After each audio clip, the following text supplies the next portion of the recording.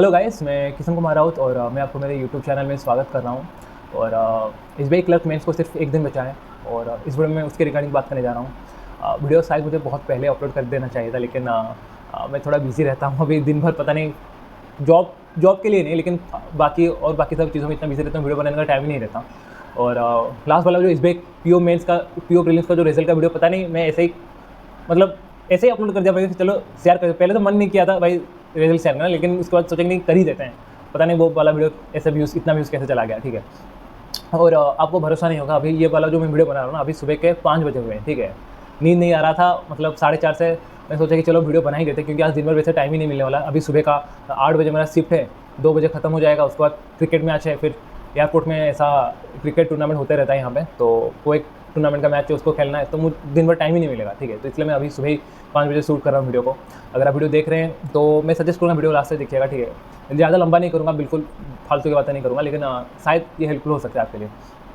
और अगर आप वीडियो को देख रहे हैं, आपको वीडियो अच्छा लगे, तो आप बिल्कुल चैनल को सब्सक्राइब और लाइक करिएगा, वीडियो को लाइक करिएगा। और जैसे कि कल है एसबीआई क्लर्क मेंस का एग्ज़ाम, कल है 12 तारीख को है। और लेकिन कल जिनका एग्ज़ाम है, ठीक है, आपके पास एक दिन बचा है और आप लोगों ने जितना आपको करना था आपने ऑलरेडी कर दिया है, ठीक है। आप इससे ज़्यादा कुछ नहीं कर सकते हैं अभी। एक दिन बचा है, आप क्या ही मैक्सिमम एक दिन में क्या ही कर सकते हैं। एक्स्ट्रा करंट अफेयर्स का रिविजन अच्छा खासा कर सकते हैं। और आप आई होप कि आप लोग वो कर ही रहे होंगे अच्छे से। और बाकी मैंने पिछले सारे वीडियो में मैंने बहुत बार बोला है कि mains exam is all about choosing the right questions, ठीक है। आपको कौन सा क्वेश्चन अटेम्प्ट करना है वो काफ़ी इंपॉर्टेंट है, ठीक है। स्पेशली क्वांट और रीजनिंग में। इंग्लिश और जनरल अवेयरनेस में तो आप जो आता है वो करेंगे, इंग्लिश में भी हमेशा ट्राई करेंगे मैक्सिमम अटेम्प्ट करने के लिए। लेकिन क्वांट और रीजनिंग में जो सबसे इंपॉर्टेंट चीज़ है कि आप कौन सा क्वेश्चन अटेम्प्ट करेंगे, क्योंकि वहाँ पे 60 मार्क का पेपर रहता है, क्वांट में 50 मार्क का रहता है, रीजनिंग में शायद 50 मार्क का रहता है। और उसमें से आपको वहाँ से 50 से 50 नहीं लाना है बिल्कुल। अब अगर आप वहाँ से 15-20 भी उठा रहे हैं ईच, तो वो बहुत ज़्यादा रहता है। बस यही माइंडसेट आपको वहाँ पे एग्जाम हॉल में रखना है, आपको वहाँ पे पैनिक नहीं करना है बिल्कुल। अभी मेरे लिए ये सब बोलना, ये करना काफ़ी ईजी है, ठीक है।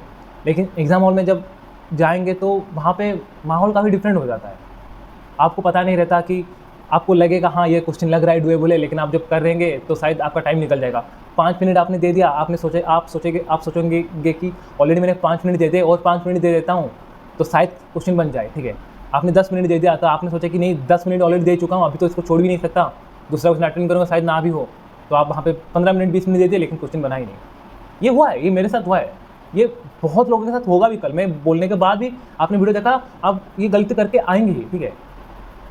इसमें किसी और की गलती नहीं है, मतलब ये हो ही जाता है, एग्जाम प्रेशर में हो ही जाता है। लेकिन अगर आपने वो पहले 5 मिनट में आपने समझ लिया कि नहीं ये क्वेश्चन शायद ना बने, ऑलरेडी ठीक है मैंने 5 मिनट वेस्ट कर ले, इसको जाने दीजिए, नेक्स्ट क्वेश्चन में मैं अटेंड करता हूँ, तो वहाँ पे आप वहाँ पे एक्स्ट्रा 10 मिनट आप सेव कर रहे हैं, ठीक है। आप उस हिसाब से सोचिएगा।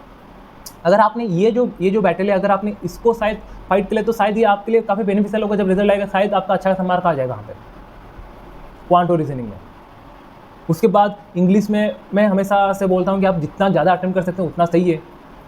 मतलब मैं इंग्लिश में मोस्टली क्या करता हूँ, मैंने बहुत बार बोला कि मैं इंस्टेंट के ऊपर जाकर अटेम्प्ट करता हूँ इंग्लिश में। मैं क्वेश्चन पढ़ता हूँ, मुझे लगता है कि हाँ ये वाला ऑप्शन शायद सही है, तो मैं उसको अटेम्प्ट करता हूँ। मैंने कभी कोई ग्रामर रूल नहीं पढ़ा, मुझे ग्रामर का, इंग्लिश ग्रामर का जी भी नहीं आता, ठीक है। क्या कहाँ पे रूल है, कहाँ पे क्या आएगा, इसके बाद कुछ नहीं पता। मैं बस इंस्टेंट के ऊपर जाता हूँ और मार्क्स आ जाते हैं मेरे। अगर मैंने दोनों ही, मेरा IBPS क्लर्क क्लियर हुआ है, SBI क्लर्क क्लियर हुआ है, और दोनों का मेन रीज़न इंग्लिश ही है। दोनों में मैं IBPS क्लर्क में मैंने इंग्लिश में 31.75 स्कोर किया था, और मैं डैम श्योर हूँ कि SBI क्लर्क में मेरे इंग्लिश में 30+ मार्क्स ही आए होंगे। उसके बाद क्वांट रीजनिंग की जो बात है, मैंने तो बोला है, आप 15-15, 20-20 मार्क अगर सही अटेम्प्ट कर रहे हैं वो मोर देन एनफ है। लेकिन वहाँ पे वो माइंडसेट आपका सही रहना चाहिए कि आपको कौन सा क्वेश्चन सही समय पर अटेम्प्ट करना है, कौन सा क्वेश्चन अटेम्प्ट नहीं करना है, कौन सा क्वेश्चन आपको लीव करना है। बहुत इंपॉर्टेंट है वहाँ पे। लीव तो आप मेजॉरिटी क्वेश्चन भी करेंगे, ठीक है, लेकिन जो क्वेश्चन आपको अटेम्प्ट करना है वो आपको अच्छे से चूज़ करना है। और उसके बाद रहता है करंट अफेयर्स, तो मैंने बोला ही है बहुत बार।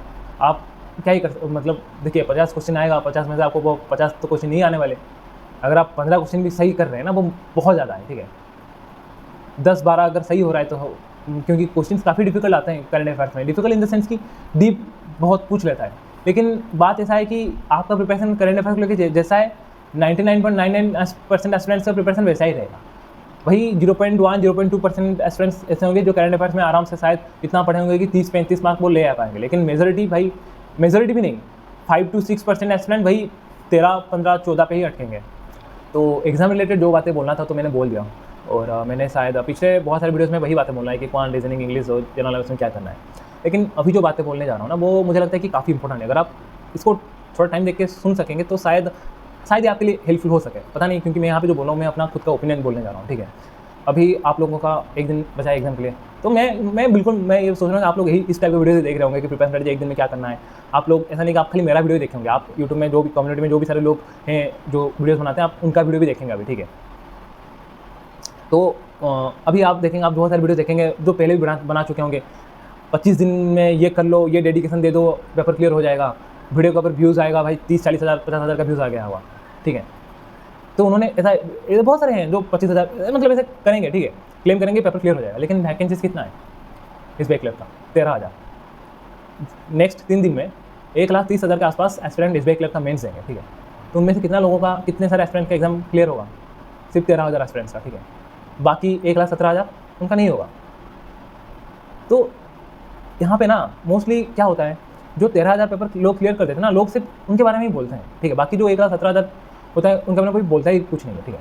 मैं ये बात एग्जाम रिजल्ट से पहले क्यों बता रहा हूँ, एग्जाम से पहले क्यों बता रहा हूँ? मुझे लगता है कि ये चीज़ें अंडरस्टैंड करना काफ़ी इंपॉर्टेंट है। अगर आप कोई गवर्नमेंट एग्जाम दे रहे हैं ना, इसमें आपका होने का चांसेस काफ़ी कम है। इसका मतलब ये नहीं कि आप बुरे हैं, आप कोई बुरा स्टूडेंट है, बिल्कुल नहीं है। कल शायद आप ऐसे शायद आप बहुत तगड़ा प्रिपरेशन किए होंगे, लेकिन कल शायद आपका दिन ना हो, आप करंट अफेयर्स आप 5 क्वेश्चन करंट अफेयर्स का किया और आपको लगा कि सही है, आप तुक्का भी नहीं मार रहे हैं, आप क्वेश्चन पूरे आप पूरा सही करके मारे हैं, लेकिन जब टाइम आएगा तो शायद वो आंसर ही गलत हो जाएगा, ठीक है। शायद आप मतलब थोड़ा कंफ्यूज होकर गलत आंसर को आपने सही सोच के आपने आंसर दे दिया। लेकिन किसी का अगर आपका दिन काफ़ी अच्छा है, आप तुक्का भी मार लेंगे ना, आउट ऑफ नोवेयर आप तुक्का मारेंगे, 5 में से 3-4 क्वेश्चन सही हो जाएंगे, ठीक है। मैं बोल रहा हूँ लिटरली, ये बहुत सही बात है। वही वहाँ पे एग्जाम हॉल में एक सेकंड में आपका माइंडसेट कैसा होता है ना, उससे गेम काफ़ी चेंज हो जाता है वहाँ पे। मैं अपनी खुद की बात कर रहा हूँ, ठीक है। मैं 2022 का मैं जब इंटरव्यू देके आया था ना IBPS PO का, मैं पूरा श्योर था कि मेरा हो ही जाएगा। मेंस का स्कोर कार्ड है मेरा 13.5 मार्क्स का लीड था। मुझे लगा कि 13.5 मार्क्स का लीड बहुत ज़्यादा होता है भाई, पक्का हो ही जाएगा भाई। इंटरव्यू में मैंने एक्सपेक्ट भी किया था, हाँ 65 मार्क्स तो आ ही जाएंगे, 65-70 आ ही जाएंगे। मुझे इंटरव्यू में आया 57। मेरा नहीं हुआ भाई, मैं मतलब इतना डिप्रेशन में चला गया था, हालत ही ख़राब हो गया था। 2023 की बात कर रहा हूँ, IBPS PO का मेंस देखा है। मुझे लगा कि भाई कटअप देखा जब मेरा मेंस क्लियर हो गया था, कटअप देखा 66-63 गया था, तो मुझे लगा, मैं एक्सपेक्ट कर रहा था कि 80 मार्क्स आएंगे। तो मैंने सोचा कि भाई इस बार तो होगा ही होगा, IBPS PO ना होने का चांस ही नहीं है। इंटरव्यू देखने के लिए इंटरव्यू भी मस्त गया था, मुझे लगा कि इंटरव्यू में 80 मार्क्स तो आ ही जाएंगे। रिजल्ट आया उसमें नहीं, जब IBPS PO मेंस का स्कोर कार्ड आया 15 दिन पहले फाइनल रिजल्ट से, मेरे सिर्फ 66.75 मार्क्स है, अनएक्सपेक्टेड, मैंने कभी एक्सपेक्ट भी नहीं किया था। फिर से डिप्रेशन में चला गया। लेकिन उसके 10 दिन के बाद भाई एयरपोर्ट अथॉरिटी ऑफ इंडिया का रिजल्ट निकल गया, और मतलब जो मैंने कभी एक्सपेक्ट नहीं किया था भाई, मैं IBPS PO के लिए रो रहा था, मेरा जॉब निकल गया भाई। IBPS PO SBI दोनों से काफ़ी बेहतर जॉब निकल गया मेरा यहाँ पे, जो कि मैंने कभी एक्सपेक्ट ही नहीं किया था। तो कल शायद आपका पेपर बहुत अच्छा चला जाए, ठीक है, और आपका सिलेक्शन हो भी जाएगा। लेकिन आप में से बहुत सारे अभी ऐसे जो वीडियो देख रहे हैं ना, मैं आपको ये बोल रहा हूँ, मैं आपको बिल्कुल ये मतलब नहीं बोला कि नहीं आप ये करिए आपका पेपर क्लियर हो जाएगा, आप वो करिए आपका पेपर क्लियर हो जाएगा। मैंने जो बोला आप शायद सब करेंगे, आपका पूरा सब करके आएंगे, लेकिन आपका पेपर शायद फिर भी क्लियर ना हो। कट ऑफ जाएगा 79, आप शायद 78.5 रखेंगे, या फिर 75 रखेंगे, 74 रखेंगे। इसका मतलब ये थोड़ी ना है कि आप बुरे स्टूडेंट हैं, बिल्कुल नहीं, शायद आपका दिन नहीं है। और आफ्टर ऑल क्या ही है, ये मतलब एग्जाम ही है, ठीक है। आप क्यों एग्जाम देना चाहते हैं? आपको पेपर क्लियर करना है, आपको जॉब लेना है। इसका अल्टीमेट गोल क्या है कि आप पैसा कमाना चाहते हैं अपनी फैमिली के लिए, प्रोवाइड करने के लिए। पैसा क्यों कमाना चाहते हैं? आप बेसिक नीड जो है, रोटी कपड़ा मकान, इसको फुलफिल करने के लिए। लेकिन वो तो आप किसी और वे में भी कर सकते हैं। मैं यहाँ पे किसी को यहाँ पे डिमोटिवेट नहीं कर रहा, ठीक है। मैं यहाँ पे सिर्फ फैक्ट बता रहा हूँ। आप जब एग्जाम हॉल में जाएंगे ना, आप देखेंगे साइड में इतने सारे एस्पिरेंट्स होंगे वहाँ पे अब आप भीड़ देखें एग्जाम हॉल में, हर किसी का वही होप लेके, हर कोई एस्पिरेंट वही होप लेके गया होगा कि नहीं मेरा शायद एग्जाम क्लियर होगा। अब अगर मैं इसी पॉइंट ऑफ व्यू से सोचता हूँ, अगर आपका नहीं हो रहा है ना, तो वहाँ पे आप अकेले नहीं है, आपके साथ 1,17,000 एस्पिरेंट और होंगे। आप सोच रहे हैं मैं क्या करूँ? मैं जब AI जूनियर एग्जीक्यूटिव का एग्जाम देने के लिए गया था ना, वहाँ पे मेरा गीता में पढ़ा था भुवनेश्वर में, वहाँ पे शायद एक एग्जाम हॉल में 300 के, मैं खाली एक एग्जाम हॉल की एक शिफ्ट की बात कर रहा हूँ, 3 शिफ्ट में एग्जाम हुआ था, मैं खाली एक शिफ्ट की बात कर रहा हूँ। एक शिफ्ट में वहाँ पे शायद पूरा इतना 400-500 था। मैं देख रहा हूँ, ठीक है। वहाँ पे उड़ीसा में, ऑल ओवर उड़ीसा में ना, मैं खाली पहली लिस्ट की बात कर रहा हूँ, AI जूनियर एग्जीक्यूटिव में ऑल ओवर उड़ीसा में 2 ही एस्पिरेंट सिलेक्ट हुए थे, ठीक है। और UR कैटेगरी में सिर्फ एक, वो अकेला ही था उड़ीसा से, ठीक है। पहला लिस्ट की बात कर रहा हूँ, UR कैटेगरी से खाली एक ही एस्पिरेंट सिलेक्ट हुआ था, और वो मैं अपने सराउंड में देखा इतना 300। उस टाइम पे मैं खुद पैनिक कर लिया था, भाई मैं ये एग्जाम देने क्यों आ रहा हूँ भाई, इतना कम वैकेंसीज है, इसमें होगा ना होगा। लेकिन शायद उस दिन मेरा दिन था, वो पेपर क्लियर हो गया मेरा। IBPS PU मेंस की बात करें ना, इतना भीड़ रहता है। मैं एग्जाम मेंस देखा है ना, मैं काफ़ी सोचता कि भाई 80 मार्क्स से तो कम आने वाला नहीं है, क्योंकि मैंने 137 मार्क का अटेम्प्ट किया था। मैंने मैथ्स में जब स्कोर आया ना, मैंने देखा पूरा ब्लंडर हो गया था। 26 मार्क का अटेम्प्ट किया था, मेरा सिर्फ आया 11 मार्क। मुझे बहुत बुरा लगा, लेकिन मैं अपने आप को काफ़ी गाली भी दिया। लेकिन 3-4 दिन के बाद मैंने अपने आप को समझ लिया, बिकॉज ये होता रहता है। अगर आप कल एग्जाम में जाकर ब्लंडर कर भी रहे हैं ना, that is okay, completely okay भाई, ये बिल्कुल होगा। अगर आपका एग्जाम खराब हो रहा है, अगर आपका नहीं निकला है ना, तो आप अकेले नहीं, आपके साथ बहुत ज़्यादा एस्पिरेंट है। ये बातें शायद एग्जाम रिजल्ट निकलने के बाद मोस्ट ऑफ द यूट्यूबर्स बोलते हैं, या फिर कोई बोलता है, ठीक है, एग्जाम होने से पहले सबको बोलते हैं नहीं आप ये कर लो। आप अभी आप बहुत सारे वैसे वीडियो देखे होंगे ना, जो आपको बोलेंगे नहीं क्वांट में आपको 25 अटेम्प्ट करके आना है, क्वांट में आपको रीजनिंग में आपको 25 अटेम्प्ट करना है, वरना नहीं होगा। ये सब फालतू की बात आप बिल्कुल मत सोचिए। एग्जाम हॉल में क्या होता है वो आपको पता होगा, मुझे भी नहीं पता होगा। मैं तो बोल दूंगा नहीं 15 अटेम्प्ट आप कर लेंगे, लेकिन क्वेश्चन का लेवल ऐसा आएगा 10 अटेम्प्ट भी ना बने।